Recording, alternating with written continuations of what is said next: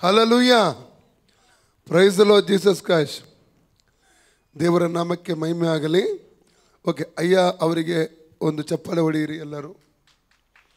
Amen amen. Praise the Lord Jesus Christ. ಸಂತೋಷವಾಗಿದ್ದೀರಾ?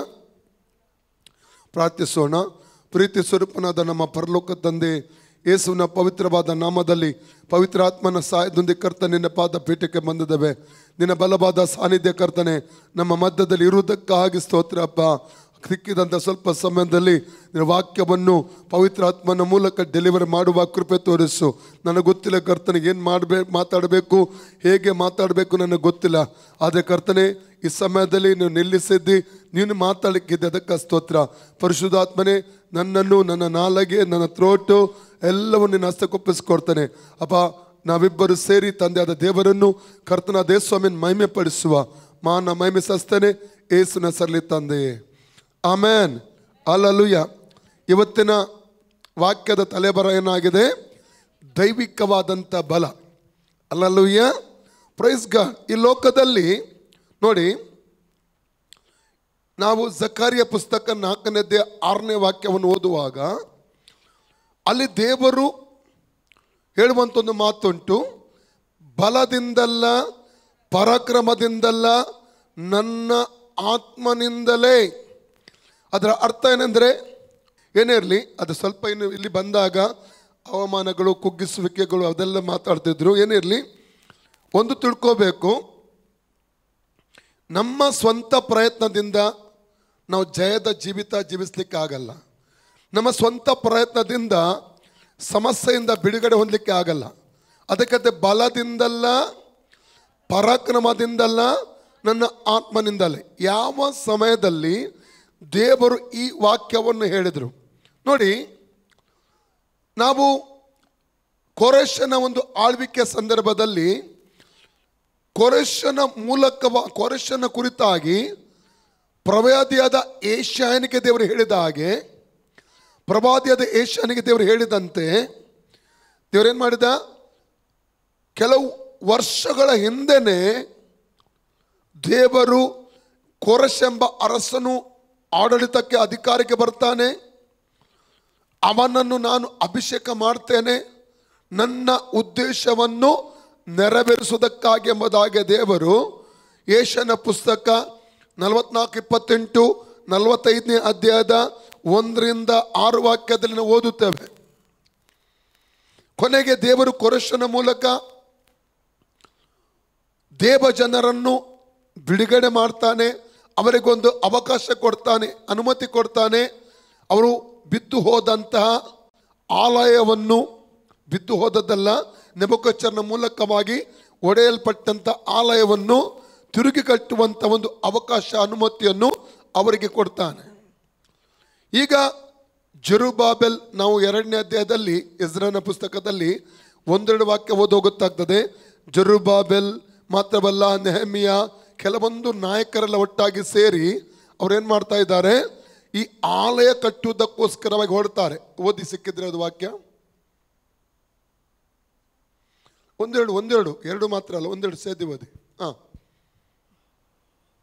ಪಾರಸಿಯ ಅರಸನಾದ 2-1 ಇಲ್ಲಿ ಹಾಕಿದ್ದಾರೆ. ಸೆರೆಯಿಂದ ತಿರುಗಿ ಬಂದ ಯಹೂದದ ಸಂಸ್ಥಾನದವರ ಕಾನಿಶುಮಾರಿ, ಬಾಬೆಲಿನ ಅರಸನಾದ ನೆಬೂಕದ್ನೆಚ್ಚರನಿಂದ ಬಾಬೆಲಿಗೆ ಸೆರೆ ಒಯ್ಯಲ್ಪಟ್ಟವರಲ್ಲಿ ಯೆರೂಸಲೇಮು, ಯಹೂದ ಪ್ರಾಂತದ ಸ್ವಂತ ಪಟ್ಟಣಗಳಿಗೂ ಜೆರುಬ್ಬಾಬೆಲ್, ಯೆಶುವ, ನೆಹೆಮೀಯ, ಸೆರಾಯ, ರೆಗಲಾಯ, ಮೊರ್ದೆಕೈ, ಬಿಲ್ಷಾನ್, ಮಿಲ್ಪಾರ್, ಬಿಲ್ದೈ, ರೆಹೂಮ್, ಬಾಣ ಎಂಬ ನಾಯಕರೊಡನೆ ತಿರುಗಿ ಬಂದವರು. ಅದರಲ್ಲಿ ಒಬ್ಬನು ಜೆರುಬ್ಬಾಬೆಲ್. ಅದರಲ್ಲಿ ಈ ನಾಯಕರಲ್ಲಿ ಒಬ್ಬನು ಯಾರಾಗಿದ್ದ? ಜೆರುಬ್ಬಾಬೆಲ್ ಆಗಿದ್ದ ಎಂಬುದಾಗಿ ನಾವು ನೋಡ್ತೇವೆ. ಆದರೆ ನಾವು ಮುಂದಿನ ಅಧ್ಯಾಯಗಳನ್ನು, ಎಜ್ರನ ಪುಸ್ತಕ ನಾವು 5ನೇ ಅಧ್ಯಾಯದವರೆಗೆ ಓದುತ್ತಾ, 6ನೇ ಅಧ್ಯಾಯದವರೆಗೆ ಓದುತ್ತಾ ಹೋದರೆ ನಮಗೆ ಗೊತ್ತಾಗ್ತದೆ, ಆ ಆಲಯ ಕಟ್ಟಲಿಕ್ಕೆ ಎಷ್ಟೆಲ್ಲ ಹೋರಾಟಗಳು ಬಂತು. ಅವರಿಗೆ ನ್ಯಾಯಬದ್ಧವಾಗಿ ಅರಸನಿಂದ ಅನುಮತಿ ಇದೆ, ಎಲ್ಲ ಈವನ್ ಅರಸನ ಸಹಾಯ ಇತ್ತು, ಎಲ್ಲ ಇದ್ರೂ ಕೂಡ ಅವರು ಅಲ್ಲಿಯ ಜನರಿಂದ ಅನೇಕ ವಿಧವಾದ ವಿರೋಧಗಳನ್ನು ಎದುರಿಸುವಂಥ ಪರಿಸ್ಥಿತಿ ಬಂತು. ಆಗ ದೇವರು ತನ್ನ ದಾಸನಾದ ತನ್ನ ನಾಯಕತ್ವ ವಹಿಸಿದಂಥ ಆಲ ಕಟ್ಟುವುದಕ್ಕೋಸ್ಕರವಾಗಿ ಆ ಜೆರುಬ್ಬಾಬೆಲನೊಂದಿಗೆ ಮಾತಾಡುವಂಥದ್ದನ್ನು ಇಲ್ಲಿ ನಾವು ಕಾಣ್ತೇವೆ. 4ನೇ ಜೆಕರ್ಯ 4:5ನೇ ಅಧ್ಯಾಯ, 4ನೇ ಅಧ್ಯಾಯ 6ನೇ ವಾಕ್ಯದಲ್ಲಿ ಜೆರುಬ್ಬಾಬೆಲನನ್ನು ಮಾತ್ರವಲ್ಲ, ಅಲ್ಲಿರುವಂಥ ಆತನ ಜೊತೆ ಇರುವಂಥ ಎಲ್ಲ ನಾಯಕರನ್ನು, ಇಸ್ರೇಲ್ ಜನರನ್ನು ದೇವರು ಎನ್ಕರೇಜ್ ಮಾಡ್ತಾನೆ, ಪ್ರೋತ್ಸಾಹಿಸ್ತಾನೆ. ಏನು? ಬಲದಿಂದಲ್ಲ, ಪರಾಕ್ರಮದಿಂದಲ್ಲ, ನನ್ನ ಆತ್ಮನಿಂದಲೇ. 7ನೇ ವಾಕ್ಯದಲ್ಲಿ ಸೈತಾನೊಟ್ಟಿಗೆ ದೇವರು ಮಾತಾಡ್ತಾನೆ. ಏನೆಂಬುದು ಆ ಸಮಸ್ಯೆಯೊಟ್ಟಿಗೆ ದೇವರು ಮಾತಾಡ್ತಾ ಇದ್ದಾನೆ. ಏನೆಂಬುದಾಗಿ, ದೊಡ್ಡ ಬೆಟ್ಟವೇ ನೀನಾರು ಜೆರುಬ್ಬಾಬೆಲನ ಮುಂದೆ ನೆಲಸಮವಾಗಿ ಹೋಗುವಿ. Praise God. ಅದರ ಅರ್ಥ ತನ್ನ ಜನರನ್ನು ದೇವರು ಬಲಪಡಿಸುವಂಥದ್ದು, ತನ್ನ ಜನರನ್ನು ಜಯಯುತ ಜೀವಿತಕ್ಕೆ ನಡೆಸುವಂಥದ್ದು, ಸಮಸ್ಯೆಗಳ ಮೇಲೆ ಜಯ ಕೊಡುವಂಥದ್ದು, ಅದು ಆತನ ಆತ್ಮನ ಬಲದಿಂದ. ನಾವು ಮಾಡುವಂಥ ಸೇವೆ ಆಗಿರ್ಬೋದು, ನಾವು ಜೀವಿಸುವಂಥ ಆತ್ಮಿಕ ಜೀವಿತ ಆಗಿರ್ಬೋದು, ಅದು ಜೀವಿಸುವುದು ಮಾಡುವುದೆಲ್ಲವೂ ಕೂಡ ಆತನ ಆತ್ಮನ ಬಲದಿಂದ, ಆತನ ಆತ್ಮನ ಶಕ್ತಿನ ಮೇಲೆ ಕೊಡಲ್ಪಟ್ಟಿದೆ. ಅಪೊಸ್ತಲಕೃತ್ಯ 1:8 ಹೇಳ್ತದೆ, ಆಕ್ಟ್ಸ್ ಚಾಪ್ಟರ್ 1:8, ಪವಿತ್ರ ಆತ್ಮನು ನಿಮ್ಮ ಮೇಲೆ ಬರಲು ನೀವು ಬಲವನ್ನು ಹೊಂದುವಿರಿ. ಯೂದಾಯ, ಸಮಾರ್ಯ, ಜೆರುಸಲೇಮ್ ಪ್ರಪಂಚದ ಕಟ್ಟಕಡೆಗಳಿಗೆ ನನಗೆ ಸಾಕ್ಷಿಗಳಾಗುವಿರಿ. ಪವಿತ್ರಾತ್ಮ ನಮ್ಮ ಮೇಲೆ ಬರುವಾಗ ನಾವು ಏನಾಗ್ತೇವೆ? ಬಲ ಹೊಂದಿಕೊಳ್ಳುತ್ತೇವೆ. ಆ ಬಲಕ್ಕಾಗಿ ನಾವು ಪ್ರಾರ್ಥಿಸಬೇಕು. ಎಫೆಸ 6:10, ಎಫೆಸ 6:10 ಹೇಳ್ತದೆ, ಕಡೇ ಮಾತನೆಂದರೆ ಕರ್ತನ ಅತ್ಯಧಿಕವಾದ ಶಕ್ತಿಯನ್ನು ಆಶ್ರಯಿಸಿಕೊಂಡವರಾಗಿ ನೀವು ಬಲವನ್ನು ಹೊಂದಿಕೊಳ್ಳ್ರೆ. ಯಾವಾಗ ಕರ್ತನನ್ನು, ಯಾರನ್ನು ಅರ್ಥಕೊಳ್ಬೇಕು? ಮೊದಲದಾಗಿ ಕರ್ತನನ್ನು. ಯಾಕಂದ್ರೆ ನೋಡಿ, ಕೀರ್ತನೆ 33ನೇ ಅಧ್ಯಾಯ 7-8 ವಾಕ್ಯ ಓದುವ. ಕೀರ್ತನೆ 20ನೇ ಅಧ್ಯಾಯ 7-8 ವಾಕ್ಯ. Book of Psalms chapter 27:8. ಕೆಲವರು ರಥಬಲದಲ್ಲಿ, ಕೆಲವರು ಅಶ್ವಬಲದಲ್ಲಿ ನಂಬಿಕೆ ಇಟ್ಟಿದ್ದಾರೆ, ಅವರೆಲ್ಲ ಏನಾಗಿದ್ದಾರಂತೆ? ಬಿದ್ದು ಹೋಗಿದ್ದಾರೆ. ನಾವಾದರೂ ಎದ್ದು ನಿಂತಿದ್ದೇವೆ. ಓದಿ ವಾಕ್ಯ, ಓದಿ. ಕೆಲವರು ರಥಬಲದಲ್ಲಿ, ಕೆಲವರು ಅಶ್ವಬಲದಲ್ಲಿ ಹೆಚ್ಚಳ ಪಡುತ್ತಾರೆ, ನಾವಾದರೂ ನಮ್ಮ ಕರ್ತನಾದ ಯೆಹೋವನಲ್ಲಿಯೇ ಅವರು ಬಿದ್ದು ಹೋಗಿದ್ದಾರೆ. ಅವರು ಯಾರು ಬಿದ್ದು ಹೋಗಿದ್ದಾರೆ? ರಥಬಲದಲ್ಲಿ, ಅಶ್ವಬಲದಲ್ಲಿ, ಬಾಹುಬಲದಲ್ಲಿ, ಜ್ಞಾನ ಬಲದಲ್ಲಿ, ವಿದ್ಯಾ ಬಲದಲ್ಲಿ ಯಾರು ಆಶ್ರಯಿಸಿದ್ದಾರೋ ಅವರು ಬಿದ್ದು ಹೋಗಿದ್ದಾರೆ. ಯಾರು ಕರ್ತನನ್ನು, ಯೇಸುವನ್ನು ಆಶ್ರಯಿಸ್ತಾರೋ ಅವರು ಎದ್ದು ನಿಲ್ಲುತ್ತಾರೆ. ಹಲ್ಲೆಲೂಯ. ಅವರು ಜಯಿಸುತ್ತಾರೆ, ಅವರು ಬಲಗೊಳ್ಳುತ್ತಾರೆ. ನಮ್ಮ ನಂಬಿಕೆ, ನಮ್ಮ ಆಶ್ರಯ ಕರ್ತನಾಗಿರಬೇಕು. ಕರ್ತನನ್ನು, ಆತನ ಅತ್ಯಧಿಕವಾದ ಶಕ್ತಿ ಯಾವುದು? ಪವಿತ್ರಾತ್ಮನ ಶಕ್ತಿ. ಇನ್ನೊಂದು ಹೇಳಿಕ್ಕೆ ಇಷ್ಟಪಡ್ತೇನೆ, ನಮಗೆ ಒಂದು ಬಲ ಹೊಂದುವುದಕ್ಕಾಗಿ ರಹಸ್ಯ ಸ್ಥಳ ಇರಬೇಕು. ಬದಲು ಕೈ ಕೊಟ್ಟೇಳಿ, ಬಲ ಹೊಂದಲು ರಹಸ್ಯ ಸ್ಥಳ ಇರಬೇಕು, ಸೀಕ್ರೆಟ್ ಪ್ಲೇಸ್ ಇರಬೇಕು. ಬಲ ಹೊಂದಲು ಏನು ಬೇಕು ನಮಗೆ? ಯೇಸು ಸ್ವಾಮಿಗೆ ಬಲ ಹೊಂದುವುದಕ್ಕೆ ಒಂದು ಸೀಕ್ರೆಟ್ ಪ್ಲೇಸ್ ಇತ್ತು. ಹಲ್ಲೆಲೂಯ. ಯೇಸು ಸ್ವಾಮಿಗೆ ಬಲ ಹೊಂದಲಿಕ್ಕೆ ಏನಿತ್ತು? ರಹಸ್ಯ ಸ್ಥಳವಿತ್ತು.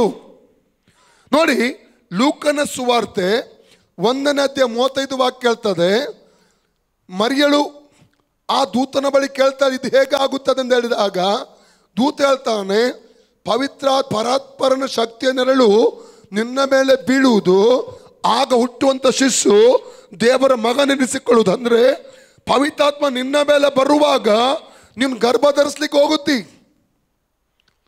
ಆಗ ಯೇಸು ಹುಟ್ಟಿದ್ದು ಹೇಗೆ? ಪವಿತ್ರಾತ್ಮನ ಶಕ್ತಿಯಿಂದ. ಹೇಗೆ ಹುಟ್ಟಿದ್ದು ಯೇಸುಸ್ವಾಮಿ? ಪವಿತ್ರಾತ್ಮನ ಶಕ್ತಿಯಿಂದ. ಮರಳು ಗರ್ಭ ಧರಿಸಿದಳು. ಹುಟ್ಟಿನಿಂದ ಪವಿತ್ರಾತ್ಮನು ಯೇಸು ಕ್ರಿಸ್ತನ ಒಳಗಡೆ ವಾಸ ಮಾಡ್ತಾ ಇದ್ದ. ಅರ್ಥ ಆಗ್ತಾ ಇದೆ? ಹಲ್ಲೆಲೂಯ.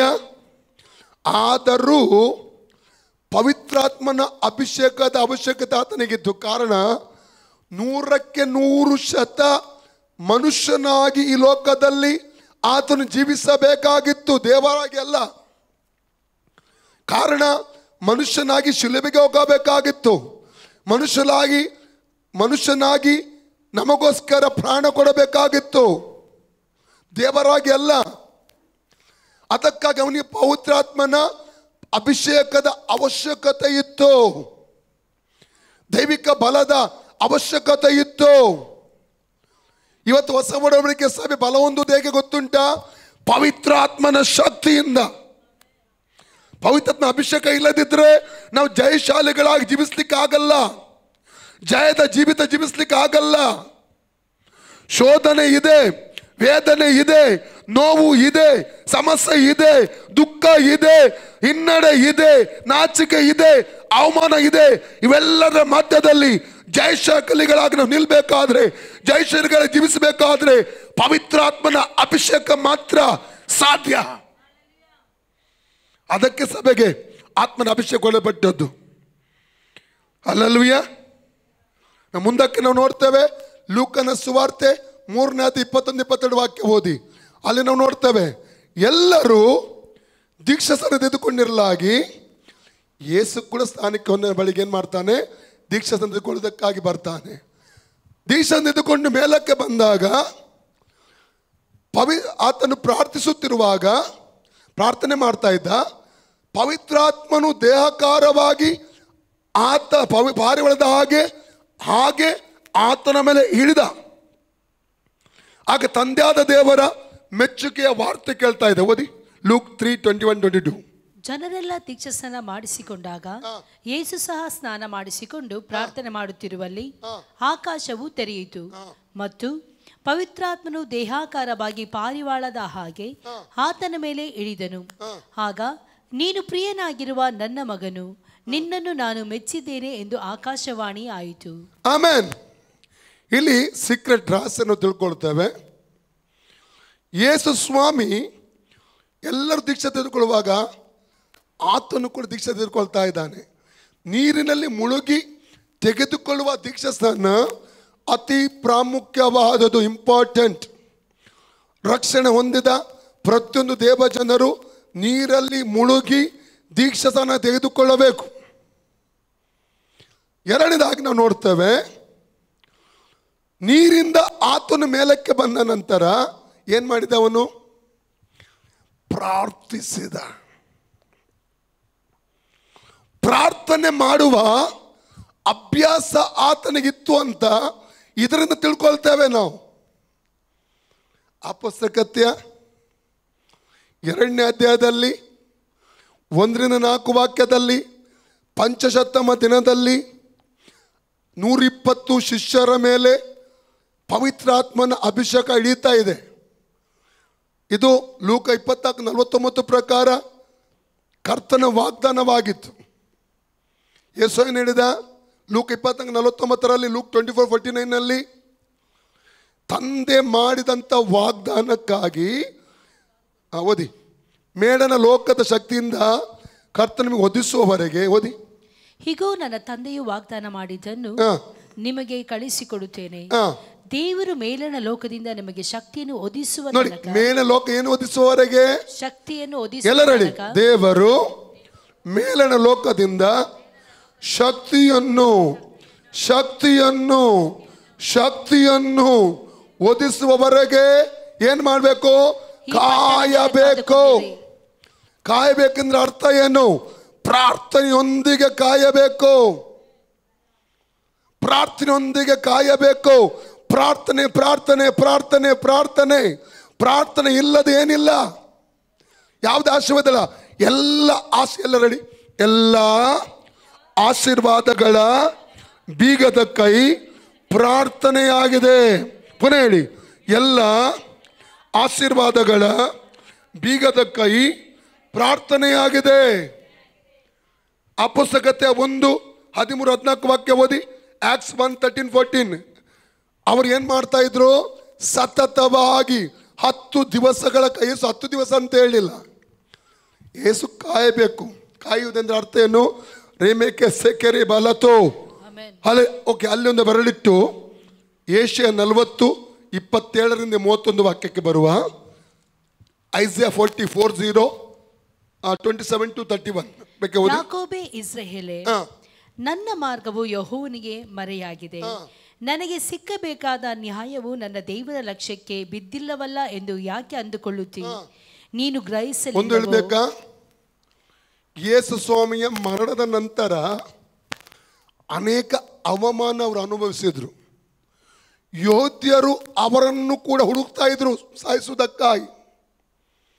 ಯೋಹನನ ಸುವಾರ್ತೆ 20 ನಾವು 19ರಿಂದ 23 ವಾಕ್ಯ ಓದಿದ್ರೆ ಗೊತ್ತಾಗ್ತದೆ. ಅದು ಓದೋದು ಬೇಡ. ಯೋಧ್ಯರ ಭಯದಿಂದ ಅವರು ಕೋಣೆ ಒಳಗೆ ಅವರು ಇದ್ದಾರೆ ಎಂಬುದಾಗಿ ಹೇಳ್ತದೆ. ಅಲ್ಲಿ ಪುನರ್ಸನ ಹೊಂದಿದ ಯೇಸು ಸ್ವಾಮಿ ಏನು ಮಾಡಿದ? ಅವರು ಇರುವಂಥ ಸ್ಥಳದಲ್ಲಿ ಬಂದು ಪ್ರತ್ಯಕ್ಷನಾಗಿ ನಿಮಗೆ ಶಾಲೋಮ್, ಶಾಂತಿ, ಸಮಾಧಾನ,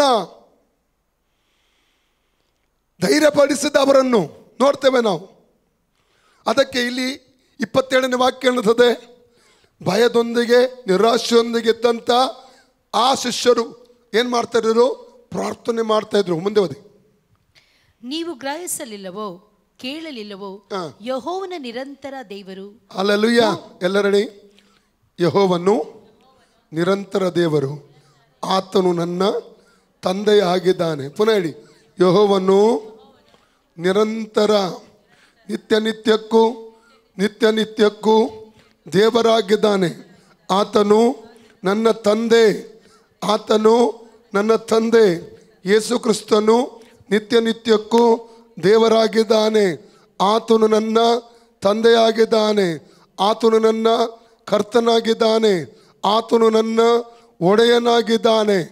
ಯಾಕೆ ಈ ವಾಕ್ಯ ಇದು ಬಲಪಡಿಸ್ತಿಲ್ವ ನಮ್ಮನ್ನು? ನಿರಂತರಕ್ಕೂ ದೇವರು, ನಮಗೊಬ್ಬ ದೇವರಿದ್ದಾನೆ, ಜೀವಿಸುವ ದೇವರು. ನಮಗೆ ಯಾರಿದ್ದಾನೆ? ಆ್ಯಕ್ಚುಲಿ ರಕ್ಷಣೆ ಒಂದಕ್ಕೆ ಮುಂಚೆ ನಾವು ಆತುಕೊಂಡದ್ದು ಯಾವುದನ್ನು ಗೊತ್ತುಂಟ? ದೇವರು ಅಲ್ಲದವುಗಳನ್ನಂತ ವಾಕ್ಯ ಹೇಳ್ತದೆ. ನಾನಲ್ಲ ವಾಕ್ಯ ಹೇಳೋದು. ಗಲಾತ್ಯ 4:8 ಓದಿ. ಸೀಕ್ರೆಟ್ ಹೇಳ್ತೇನೆ ಕೆಲವೊಂದು, ಬೇಗ ಓದಿ.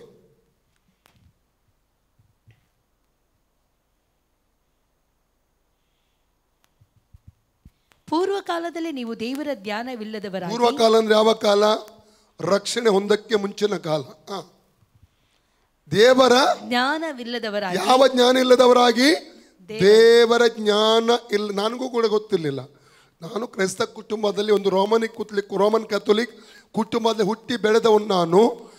ಮತ್ತ ಎಲ್ಲಿದೆ, ಮಾರ್ಕ ಎಲ್ಲಿದೆ, ಲೂಕ ಎಲ್ಲಿದೆ, ಆದಿಕಾಂಡ ಎಲ್ಲಿದೆ ನನಗೆ ಗೊತ್ತಿಲ್ಲ. ಬೈಬಲ್ ಅಂತ ಗೊತ್ತಿತ್ತು.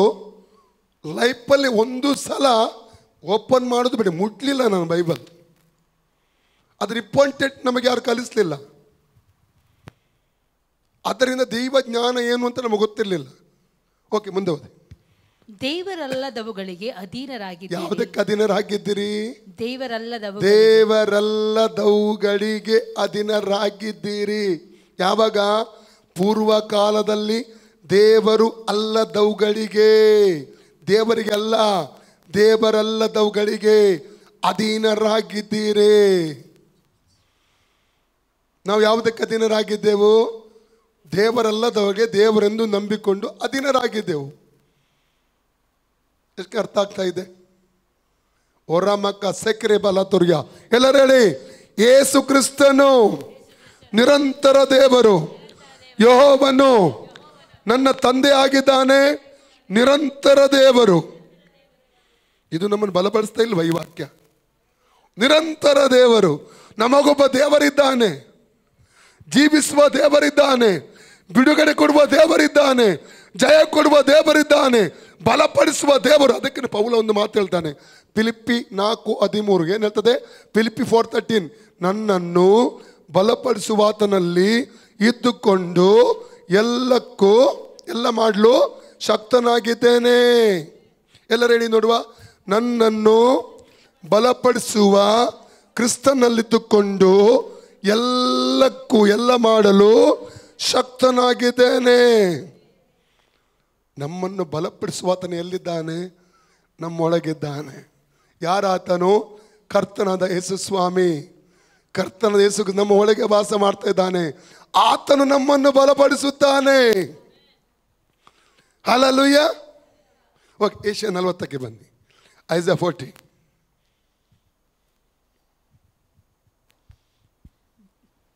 ನಿರಂತರ ದೇವರು ಭೂಮಿಯ ಕಟ್ಟಕಡೆಗಳನ್ನು ನಿರ್ಮಿಸಿದವರು ಆಗಿದ್ದಾನೆ.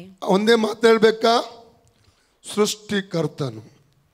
ನಮ್ಮ ತಂದೆ, ನಮ್ಮ ದೇವರು ಯಾರಾಗಿದ್ದಾನೆ? ಸೃಷ್ಟಿಕರ್ತನು. ಮುಂದೆ ಓದಿ. ಆತನು ದಣಿದು ಬಳಲುವುದಿಲ್ಲ. ಆತನು ದಣಿದು ಬಳಲುವುದಿಲ್ಲ. ಆತನ ವಿವೇಕವು ಪರಿಶೋಧನೆಗೆ ಅಗಮ್ಯ. ಸೋತವರಿಗೆ ತ್ರಾಣವನ್ನು ಏನು ಕೊಡ್ತಾನೆ? ಸೋತವನಿಗೆ ತ್ರಾಣವನ್ನು ಅನುಗ್ರಹಿಸುತ್ತಾನೆ. ಸೋತು ಹೋಗಿದ್ದಾರೆ ಇವತ್ತು ನೀವು. ಅಯ್ಯೋ, ಈ ರೋಗ ಸಾಕಾಯ್ತು, ಈ ವೇದನೆ ಸಾಕಾಯ್ತು, ಈ ನೋವು ಸಾಕಾಯ್ತು, ಈ ಅವಮಾನ ಸಾಕಾಯ್ತು, ಹಣದ ತೊಂದರೆ, ರೋಗದ ತೊಂದರೆ, ನೆರೆಕೇರುವರ ತೊಂದರೆ, ಪೊಲೀಸ್ ಕೇಸ್, ಕೋರ್ಟ್ ಕೇಸ್, ಆಸ್ಪತ್ರೆ ಬಾಗಿಲು, ಅದು ಇದು ಅಂತ ಇವತ್ತು ನಾವು ಸೋತು ಹೋಗಿದ್ದೇವ. ಈ ಜೀವಿತವೇ ಸಾಕು, ಈ ಜೀವಿತವನ್ನು ಬೇಡ ಅಂತ ಹೇಳ್ತಾ ಇದ್ದೀರಾ? ಆದ್ರೆ ದೇವರ ವಾಕ್ಯ ಹೇಳ್ತದೆ, ಸೋತವನಿಗೆ ತ್ರಾಣವನ್ನು ಅನುಗ್ರಹಿಸುವ ದೇವರಿದ್ದಾನೆ. ಅಲ್ಲಲ್ವಿಯ? ಎಲ್ಲ ರೆಡಿ. ಸೋತು ಹೋದವನಿಗೆ ತ್ರಾಣ ಅನುಗ್ರಹಿಸುವ ಆ ದೇವರು ನನ್ನ ದೇವರು. ನನ್ನನ್ನು ಕೂಡ ಆತನು ಬಲಪಡಿಸುತ್ತಾನೆ. ಮುಂದೆ ಓದಿ. ನಿರ್ಬಲನಿಗೆ ಬಹುಬಲವನ್ನು ದಯಪಾಲಿಸುತ್ತಾನೆ. ಹೇಗೆ ದಯಪಾಲಿಸುತ್ತಾನೆ ಗೊತ್ತುಂಟಾ? ಅಲ್ಲಿಂದ ಬೆರಳಿಟ್ಟು ಯೋವೇಲ 3:10 ವಾಕ್ಯ ಓದಿ. ಜೋಯಲ್ ಚಾಪ್ಟರ್ 3:10 ಓದಿ ಬೇಗ, ಫಟಾಫಟ್.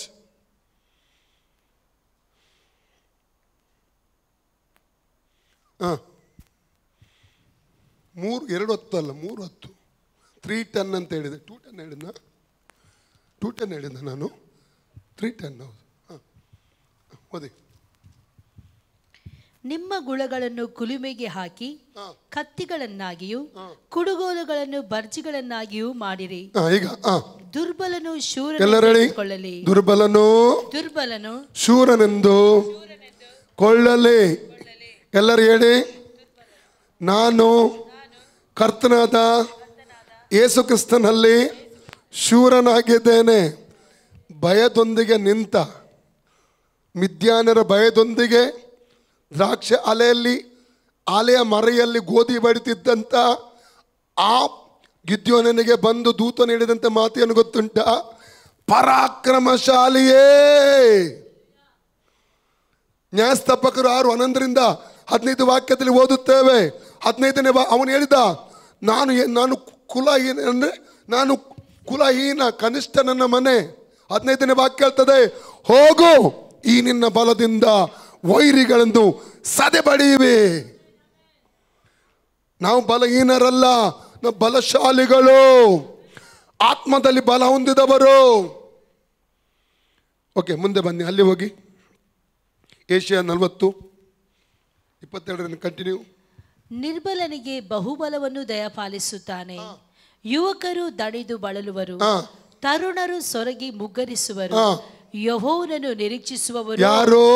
ಯೆಹೋವನನ್ನು ಯಾರು? ಯೆಹೋವನ ನಿರೀಕ್ಷಿಸುವುದರ ಅರ್ಥ ಏನು? ಆತನ ಪಾದಪೀಠದಲ್ಲಿ ಸಮಯವನ್ನು ಕಳೆಯುವವರು, ಪ್ರಾರ್ಥನೆಯಲ್ಲಿ ಸಮಯವನ್ನು ಕಳೆಯುವವರು. ಎಲ್ಲರಲ್ಲ. ಅಲ್ಲಲಿಯ ಹೊಸ ಬಲ ಹೊಂದಬೇಕಾ? ಸಮಯ ಬೇರ್ಪಡಿಸಿ ಕರ್ತನ ಸಮ್ಮುಖ ಬನ್ನಿ. ಅದಕ್ಕೆ ಫಸ್ಟಲ್ಲಿ ಹೇಳಿದೆ, ನಮಗೊಂದು ರಹಸ್ಯ ಸ್ಥಳ ಇರಬೇಕು, ಸೀಕ್ರೆಟ್ ಪ್ಲೇಸ್ ಇರಬೇಕು. ಬಲ್ಲರು ಕೈ ಕೊಟ್ಟು ಹೇಳಿ, ನಿನಗೊಂದು ರಹಸ್ಯ ಸ್ಥಳ ಇರಬೇಕು, ನಿನಗೊಂದು ಸೀಕ್ರೆಟ್ ಪ್ಲೇಸ್ ಇರಬೇಕು.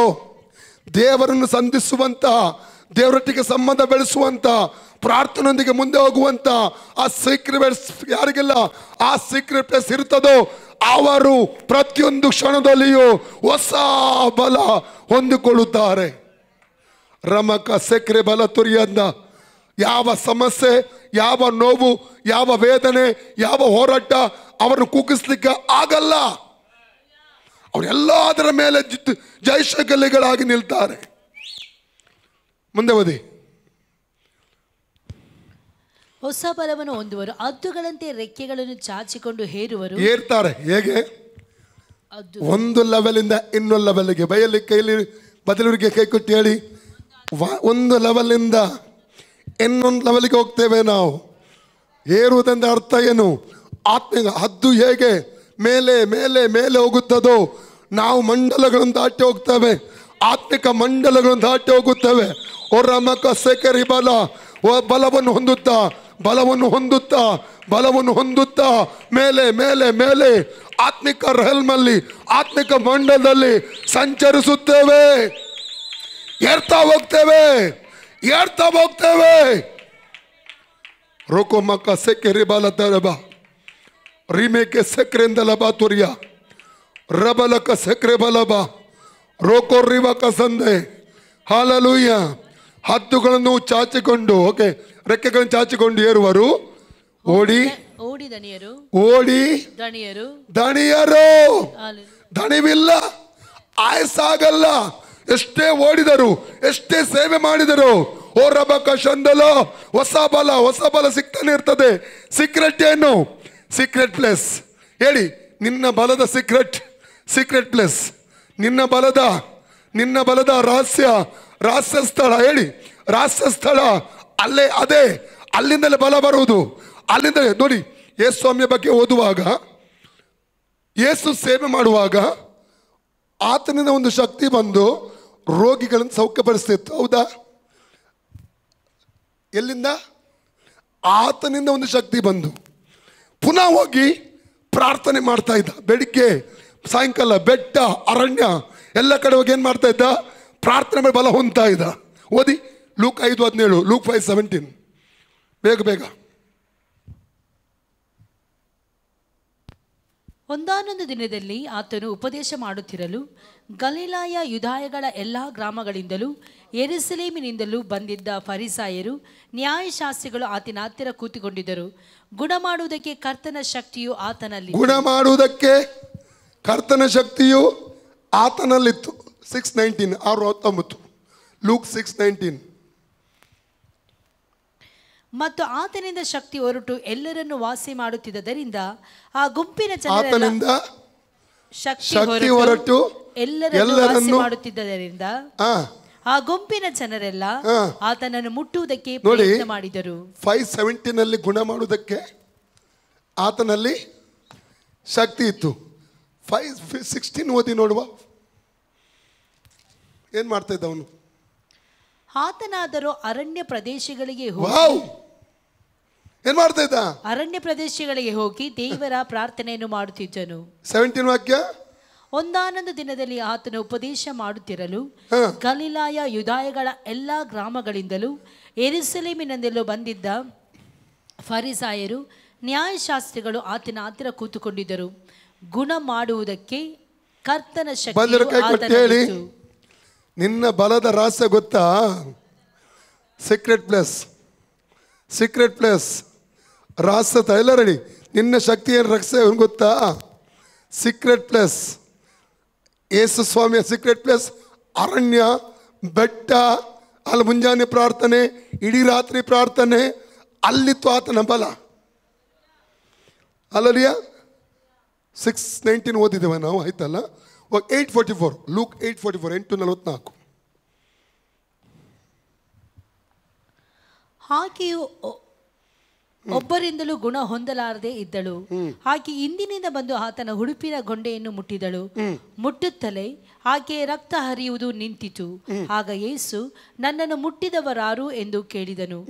ಎಲ್ಲರೂ ನಾನಲ್ಲ ಅನ್ನಲು ಪೇತ್ರನು, ಗುರುವೇ, ಇಷ್ಟು ಜನರು ನಿನ್ನನ್ನು ಒತ್ತುತ್ತಿ ಮೈ ಮೇಲೆ ಬೀಳುತ್ತಿದ್ದಾರಲ್ಲ ಅಂದನು. ಆದರೆ ಯೇಸು, ಯಾರೋ ಒಬ್ಬರು ನನ್ನನ್ನು ಮುಟ್ಟಿದರು, ನನ್ನಿಂದ ಶಕ್ತಿಯು ಹೊರಟಿತೆಂಬುದು ನನಗೆ ನನಗೆ ಗೊತ್ತಾಯಿತು ಅಂದಾಗ 9:18 ಓದಿ. 9:18, 9:18 ಲೂಕ್. ಒಂದಾನೊಂದು ದಿವಸ ಆತನು ಏಕಾಂತವಾಗಿ ಪ್ರಾರ್ಥನೆ ಮಾಡುತ್ತಿರುವಾಗ ಆತನ ಶಿಷ್ಯರು ಏಕಾಂತವಾಗಿ ಹೋಗಿ ಪ್ರಾರ್ಥನೆ ಮಾಡಿದ. ಹೌದಾ? ಲೂಕ 9:29. ಆತನು ಪ್ರಾರ್ಥನೆ ಮಾಡುತ್ತಿರಲಾಗಿ ಆತನ ಮುಖಭಾವವು ಬೇರೆ. ಎಲ್ಲ ರೆಡಿ. ಶಕ್ತಿ ನಮ್ಮಿಂದ ಹರಿಯುತ್ತದೆ. ಪ್ರಾರ್ಥಿಸುವಾಗ ಶಕ್ತಿ ಬರುತ್ತದೆ. ಅಲ್ಲಲ್ಲಿ ಸೇವೆ ಮಾಡುವಾಗ ಶಕ್ತಿ ಹೊರಡುತ್ತದೆ, ಹರಿಯುತ್ತದೆ. ಪ್ರಾರ್ಥಿಸುವಾಗ ಶಕ್ತಿ ಬರ್ತದೆ. ಪುನಃ ಹೇಳಿ, ಎಲ್ಲ ಅರಿಕೆ ಮಾಡಿ ಹೇಳಿ. ನಾವು ಏನು ಹೇಳ್ತೇವೆ ಅದು ನಡೀತದೆ.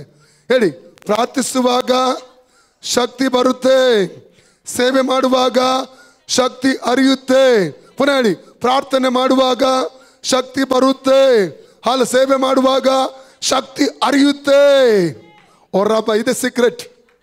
ರಕಲಮಕ ಸೆಕಿರಿ ಅಂದಲ ರೋತೋಲಿಬಕ ಸಂದಲೆ ಹಾಲಲ್ಲಿ ಅಪೋಸಕತೆ 1:13-14 ಅಲ್ಲಿ ಓದುವ.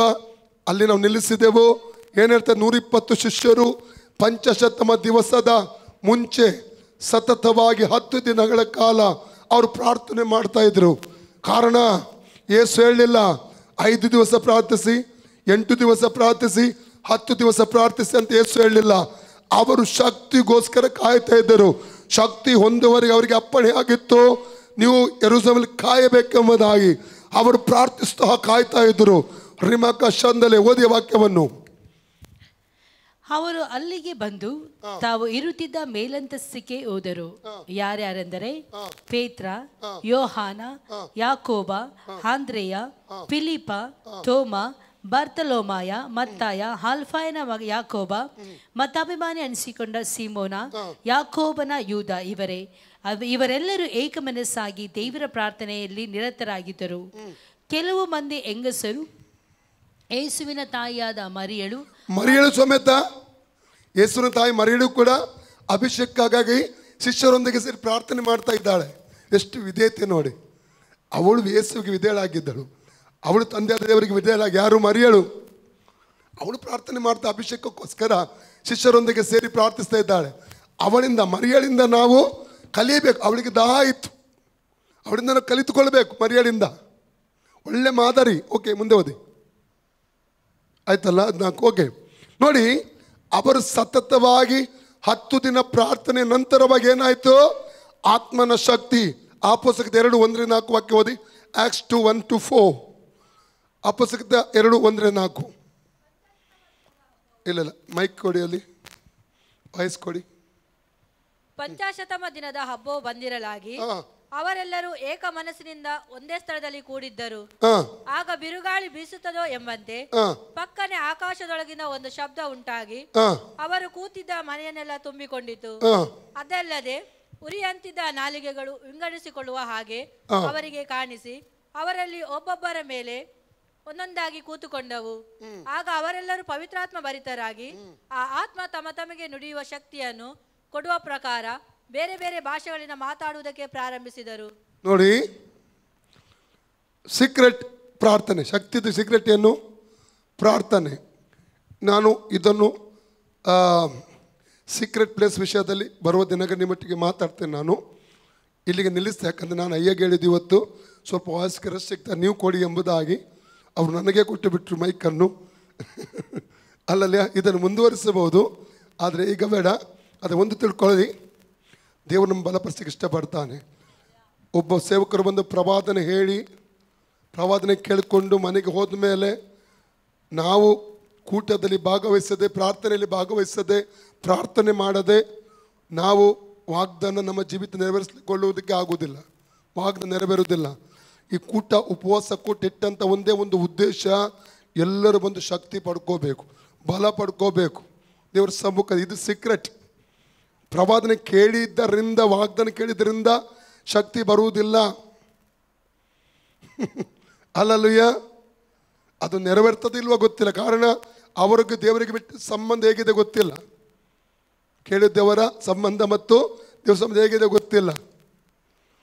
ಪ್ರಾರ್ಥಿಸುವ ಕೆಲವೊಂದು ರಿಲೀಸ್ ಆಗ್ಲಿಕ್ಕೆ ಹೋಗ್ತದೆ. ಅದಕ್ಕೆ ಉಪವಾಸ ಕೂಟಗಿಟ್ಟುಕೊಳ್ಳುವಂಥದ್ದು. ಅಲ್ಲಲ್ಲಯ್ಯ, ನಮಗೆ ತ್ಯಾಗ ಮಾಡಲಿಕ್ಕೆ, ಸಮಯ ತ್ಯಾಗ ಮಾಡಿ ನಾವು ಬರಲಿಕ್ಕೆ ಸಾಧ್ಯವಾಗದಿದ್ದರೆ ಎಕ್ಸ್ಪೆಕ್ಟ್ ಮಾಡಲಿಕ್ಕೆ ಆಗಲ್ಲ. ಬೆಲೆ ಕಟ್ಟದೆ ಆತ್ಮಿಕವಾಗಿ ಏನನ್ನು ಹೊಂದಿಕೊಳ್ಳಿಕ್ಕೆ ಆಗಲ್ಲ. ಅಲ್ಲಲ್ಲಯ್ಯ, ನಮ್ಮ ಬೆಲೆ ಕಟ್ಟಲೇಬೇಕು. ದೇವರ ವಾಕ್ಯಗಳ ಮೂಲಕ ನಿಮ್ಮನ್ನು ಆಶ್ವಸಿಸಲಿ. ನಾವು ಪ್ರಾರ್ಥನೆ ಎಲ್ಲ ಎದ್ದು ನಿಂತುಕೊಳ್ಳಿ, ಪ್ರಾರ್ಥನೆ ಮಾಡುವ. ಹಲ್ಲೆಲೂಯಾ.